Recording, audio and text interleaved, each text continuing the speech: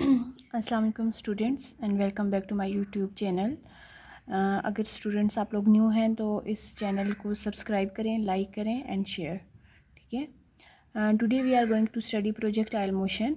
Definition of projectile motion is it is a form of two-dimensional motion experienced by object that is thrown near the earth's surface, follows curved path under the action of gravity.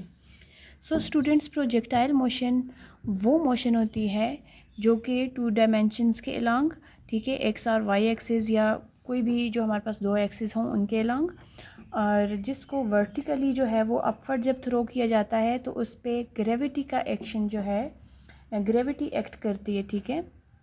यहाँ पे ideal case में हम लोग जो है इसकी बाकी जितनी भी एक्सटर्नल जो एयर रेजिस्टेंस, विंड स्पीड या स्पिन ऑफ प्रोजेक्टाइल या जितने भी इफ़ेक्ट्स होते हैं उनको निगलेक्ट करते हैं। ठीक है। और जो curve path projectile motion follow करती है that path is called trajectory path. और यहाँ पे इसको आइडियलाइज इस वजह से हम कर रहे हैं क्योंकि ये एक्सटर्नल फैक्टर्स जो हैं वो इसके ट्रेजेक्ट्री पाथ को इफ़ेक्ट करते हैं।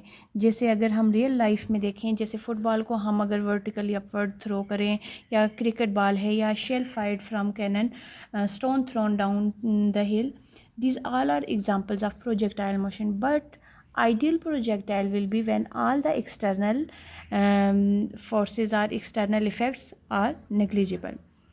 एग्ज़ाम्पल्स मैंने आपको बता दी। अब यहाँ पे देखें प्रोजेक्टाइल मोशन की जो मैंने एक डायग्राम ड्रा की है, आप इसमें देख सकते हैं कि for example if you throw a ball, like अगर कोई भी बॉल है उसको हम वर्टिकली अपवर्ड थ्रो करते हैं तो वो इस पाथ को फॉलो करेगी। अब यहाँ पे आप देखें हमारे पास हॉरिजेंटल और वर्टिकल कंपोनेंट्स वेलोसिटी के आ जाते हैं।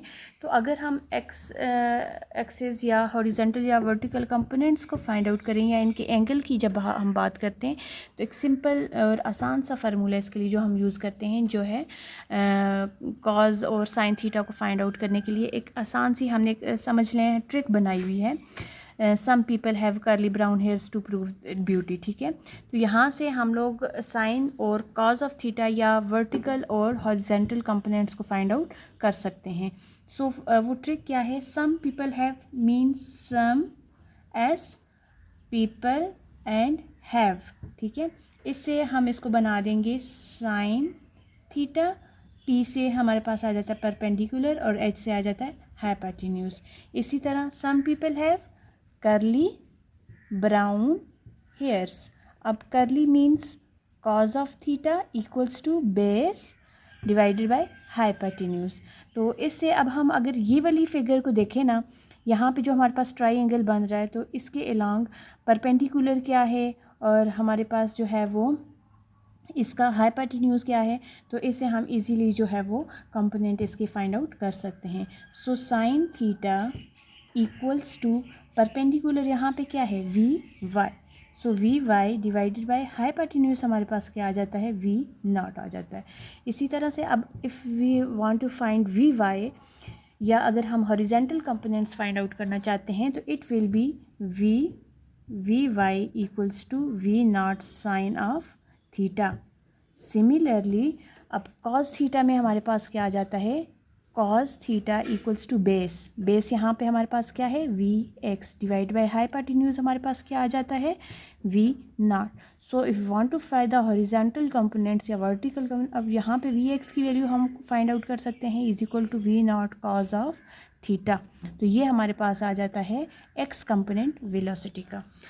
इसमें हमने जो है इसको रिज़ॉल्व कर दिया एक्स और वाई एक्सिस में डिफरेंट कंपोनेंट्स में। तो यहाँ पे आपके ने डिफरेंट केसेस पढ़े होंगे जिसमें velocity of projectile, height of projectile, time of flight and range. Here we are going to discuss the velocity of projectile. अब वेलोसिटी की जब हम बात करते हैं तो वेलोसिटी में हम कहते हैं कि हमारे पास देखिए यहाँ पे एक्स कंपोनेंट जो है वेलोसिटी का वो तो यूनिफॉर्म रह रहा है, कांस्टेंट है। ठीक है। जबकि जो वाई कंपोनेंट है हाइट पे ही हमारे पास क्या हो जाता है ज़ीरो हो जाता है। तो यहाँ पे इसको हम सॉल्व करेंगे by using first equation of motion. तो फर्स्ट इक्वेशन ऑफ मोशन हमारे पास क्या है, V F is equal to V I plus A T. तो इसको अलॉन्ग एक्स और वाई एक्सिस के अलॉन्ग देखते हैं, क्योंकि हमने कहा प्रोजेक्टाइल मोशन 2 डायमेंशन मोशन है, तो यहाँ पे एक्स एक्सिस भी होंगे और वाई एक्सिस भी होंगे। So X axis V F X हो जाएगा, final velocity, initial velocity along X axis, इसी तरह से acceleration along X axis. Time तो आपको पता है इंडिपेंडेंट क्वांटिटी है।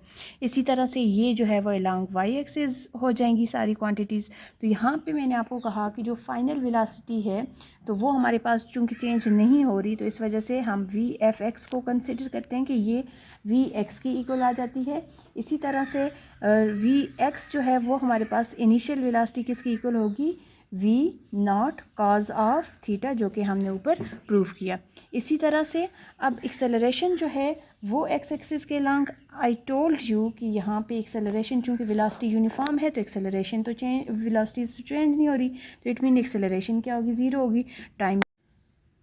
इसी तरह से वाई एक्सिस के लॉन्ग हमारे पास जो फाइनल वेलोसिटी है वो हो जाएगी वेलोसिटी अलॉन्ग वाई एक्सिस। इसी तरह से जो हमारे पास इनिशियल वेलोसिटी है वो हो जाएगी initial velocity, it will be equals to V naught sine of theta.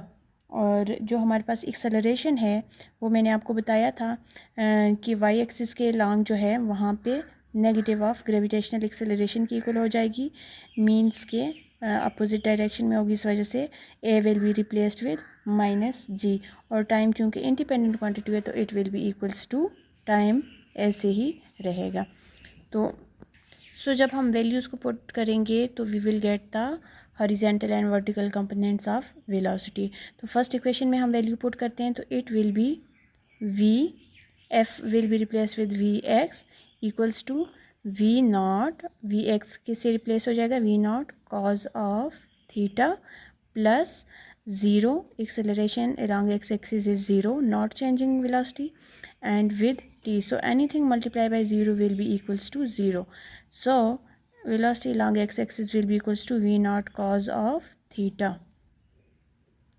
Similarly अब along y axis जब हम देखेंगे तो by putting the value in first equation we will get vy equals to v naught sin of theta plus into minus g and t.